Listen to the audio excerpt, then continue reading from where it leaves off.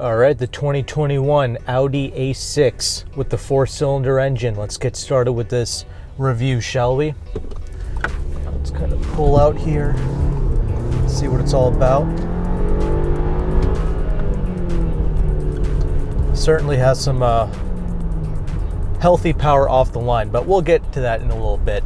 All right, let's talk about what the Audi A6 is first of all, and this is a mid-size sedan meant to compete with things like the BMW 5 Series, the Mercedes E-Class, things of that nature. So starting out with the exterior, Audis, they kind of fly under the radar, and I really appreciate that, and I think a lot of the people who are interested in Audis like the more low-key design language that they have going on. But when you pull up to places, when people see it up close, like, you know, you're in a parking lot or you pull up to a nice restaurant, people are like, wow, that's a nice looking ride right there. It does still have like this imperial baller nature to it, but just in a more subtle and classy way.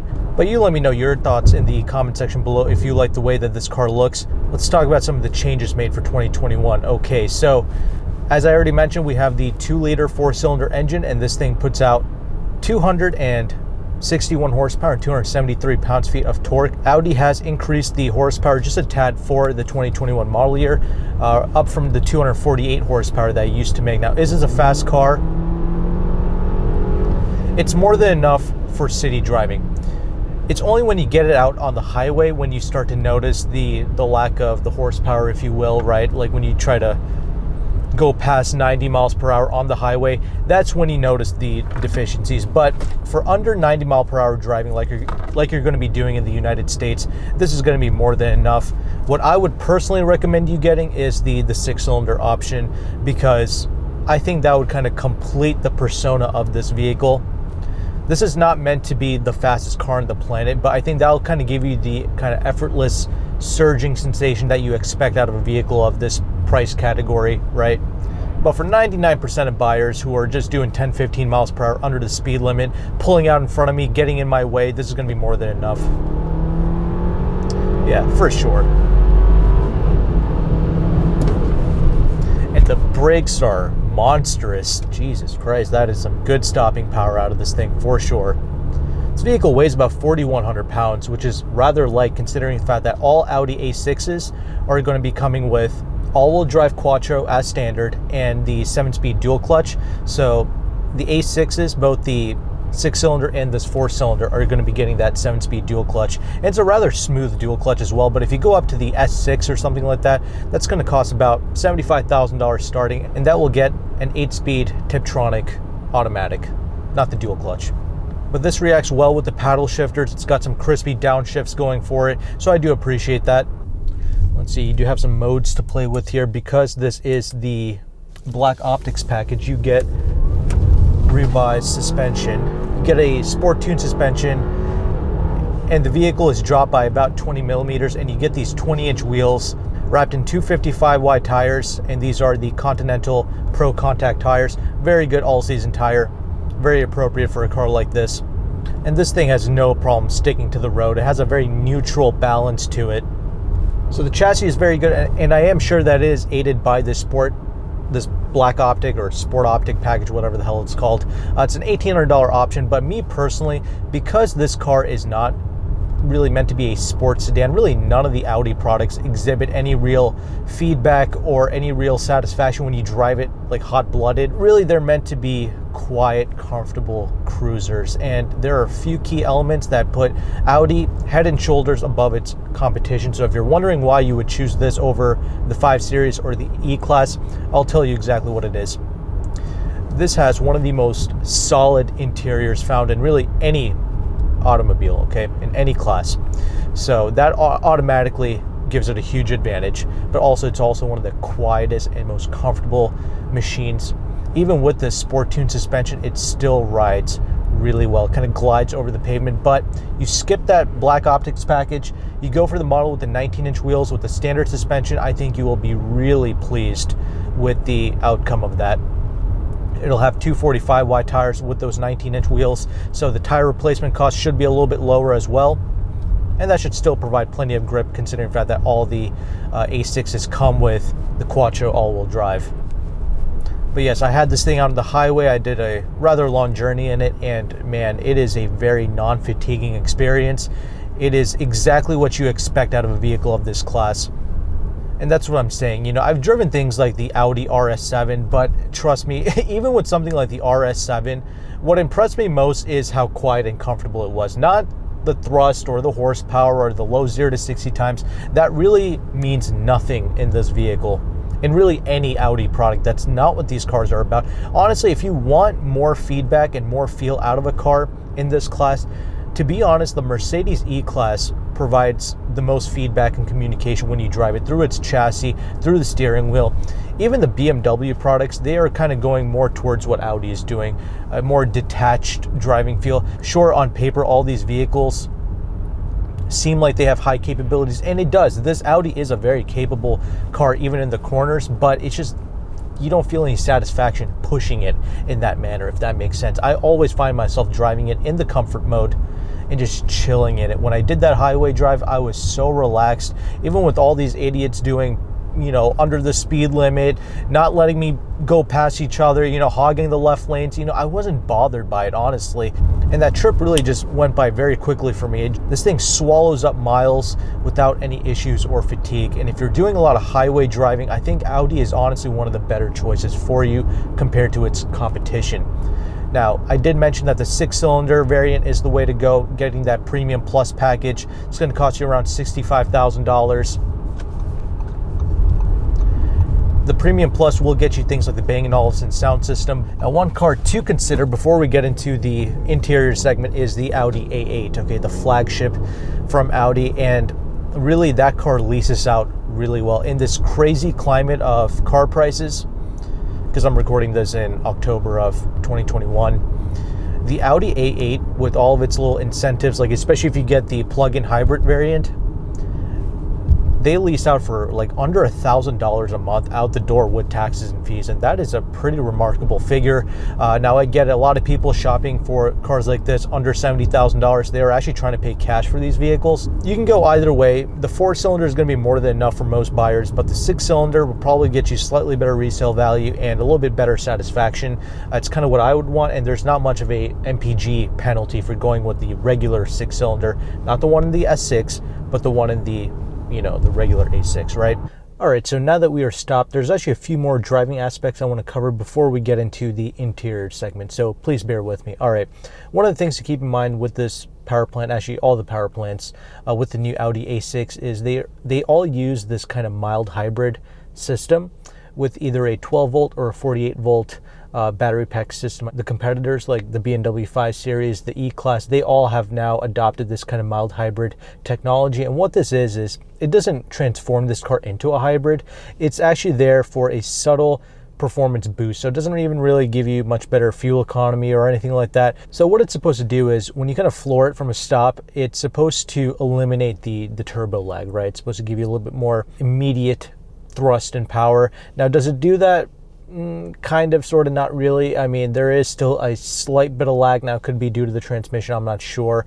But either way, I mean, there is a subtle lag. Now, it's not a big deal, obviously. I don't care, but I just want to mention that. Also, these engines, okay, the reason why I'm fine with the 4-cylinder is because Audi makes one of the smoothest 4-cylinder engines on this planet, really. I think the only other 4-cylinder that's anywhere near as good as this is the BMW 4-cylinder. The Mercedes one, it's a little too rattly. It's not a very refined 4-cylinder. So with a Mercedes-Benz product, I'm going to have to go with the inline 6 or the V8 products. That's what I'm saying. For most people, this 4-cylinder should be really nice because it's about as smooth as most 6-cylinder vehicles on this planet. Also, things like the suspension, we have a multi-link front and rear suspension. So it's a very isolated suspension setup, right? It really kind of eliminates any of the harshness kind of coming through into the cabin space, and all these things added together is what gives you such a fluid driving feel, right? So with that established, let's go ahead and let's talk about this interior space, shall we?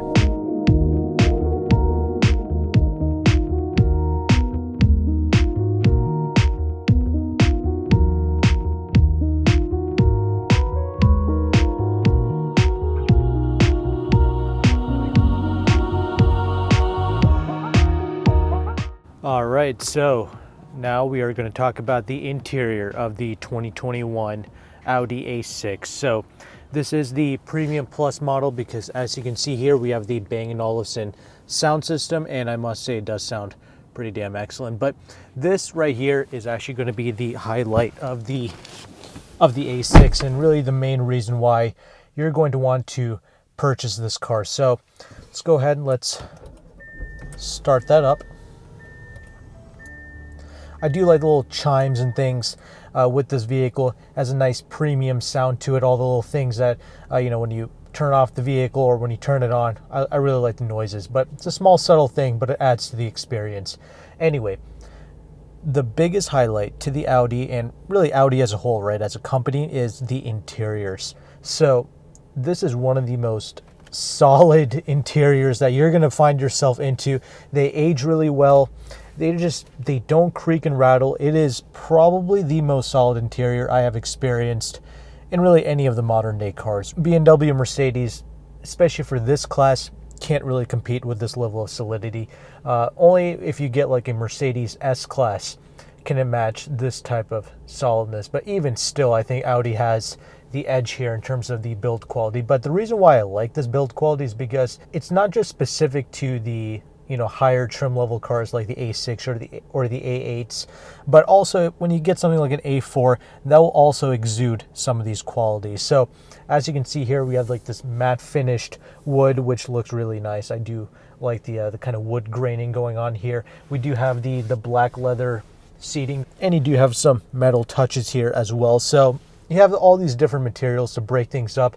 Now, what everyone's going to talk about is this massive bit of piano black plastic, which honestly, this car has just about 3,800 miles, and it hasn't looked completely terrible yet. It's not all scratched up and disgusting yet, but I get it. It's not the best material to use inside of a car, right? With the higher trim level Audi A6 models, you're going to be getting the 10.1-inch screens, and we do have this dual screen thing going on here, which you would think, manufacturers would have learned from Acura's mistakes, right, by having two screens. But this is nothing like the Acura systems. This is actually really nice to use, easy to use, and you really have to press in on the buttons to really make it work. You can't just just touch it randomly like that. No, you really have to press it properly, like you're pressing a button. So something to keep in mind there. One thing to note is, okay, you see the recirculation of the air, the stop-start button. So every time you turn on and off the vehicle, you have to press these buttons.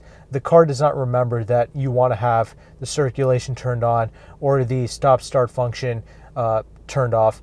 You have to manually kind of press it every time you get into the vehicle, and it does not remember the drive modes either that you last selected. I mean, I usually just drive around in the comfort mode anyway, but I just wanted to point that out to you. Now, is this a distraction? I mean, this is not a replacement for physical controls, but this is probably the best implementation of screens tech. It does take a little bit of getting used to, but once you do, this is definitely the better implementation of a touchscreen in a vehicle.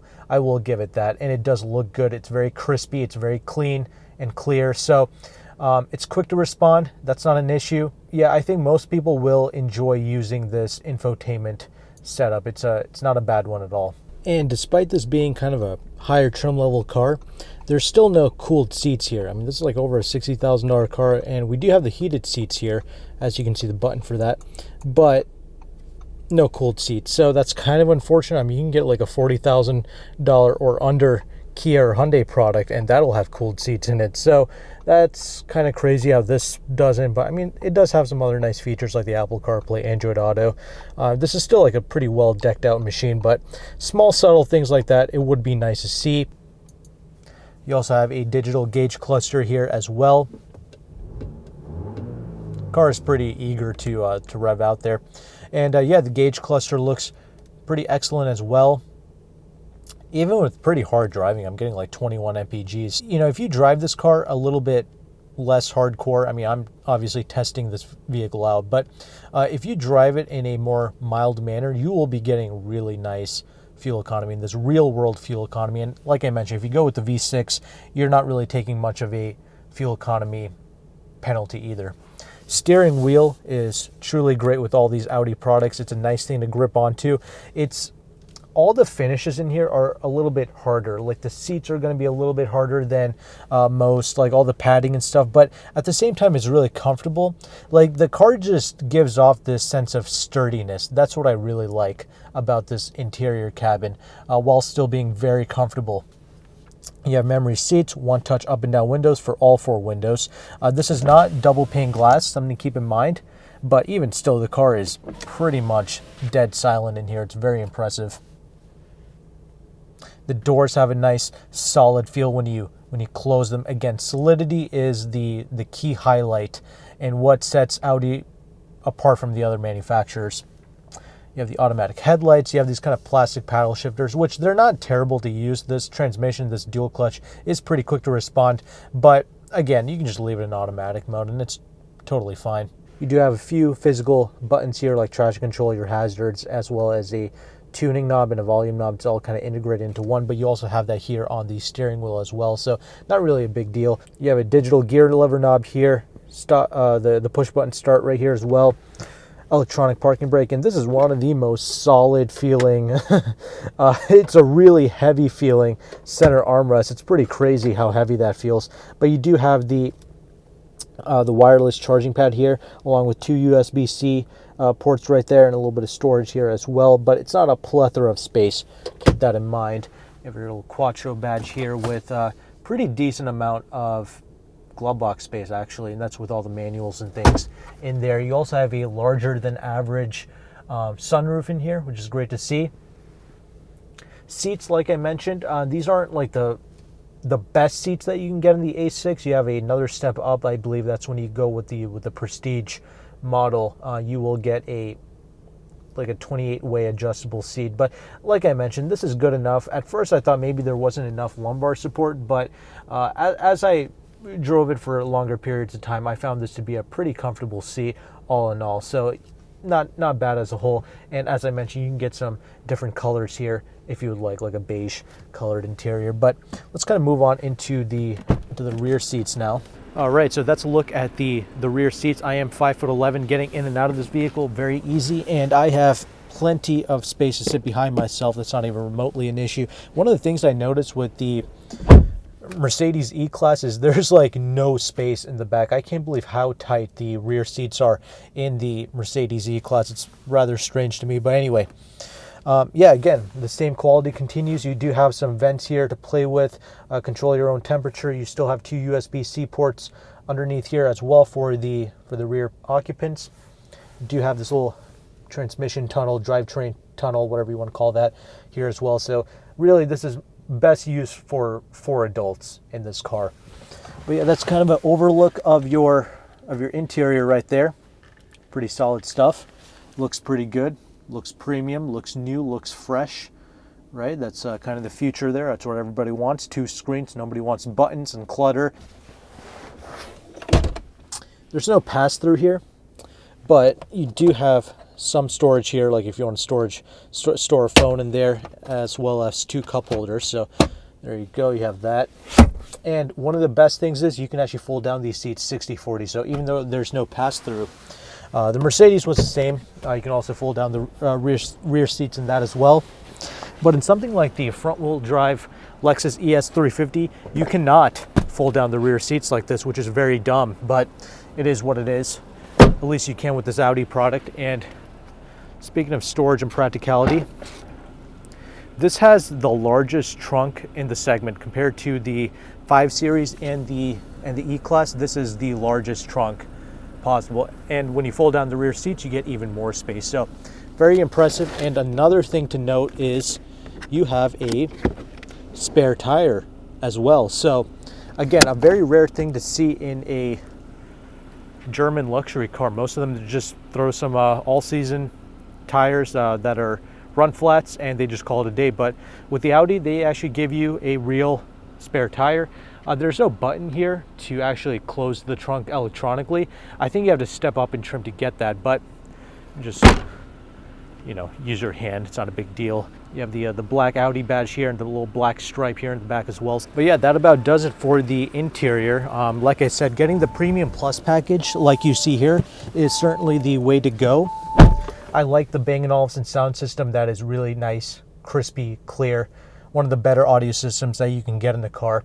And also, some other things to note, you actually get some more safety features when you go up to the Premium Plus. The 360-degree camera, that's actually included with the convenience package, so something to keep in mind there. But that about does it for the interior. Let's go ahead and let's transition over into the conclusions now. All right, so that about does it for the 2021 Audi A6. Hopefully you found value with this review, and if you have found value with this review, I thought I would let you know that this vehicle was indeed brought to you by me, okay, by myself, right? This car is not a loaner car from the manufacturer like, you know, a lot of these journalists get press cars, even myself included, but this is not a press car. It's not a dealership car. It's actually a vehicle that I got through a automotive subscription service known as DriveFlow. Now, we talked about this earlier this year, but I actually finally pulled the trigger on it. I actually pay monthly to get these vehicles featured on this channel. So if you found value with these objective, real world reviews that I do for people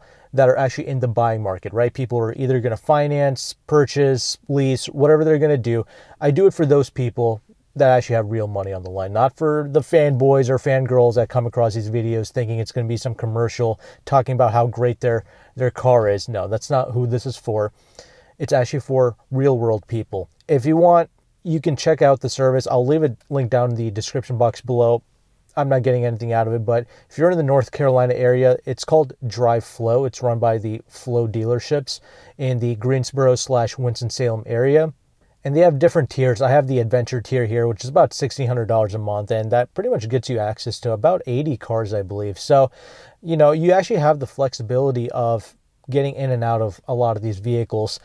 Premium automobiles, okay, a lot of people ask me to feature more Audis, Volvos, Jaguars, Land Rovers, and I want to do that, but the thing is, these are actually the most difficult manufacturers to get a hold of for a journalist, okay, especially one of my size. It's pretty hard to get an Audi press car, right?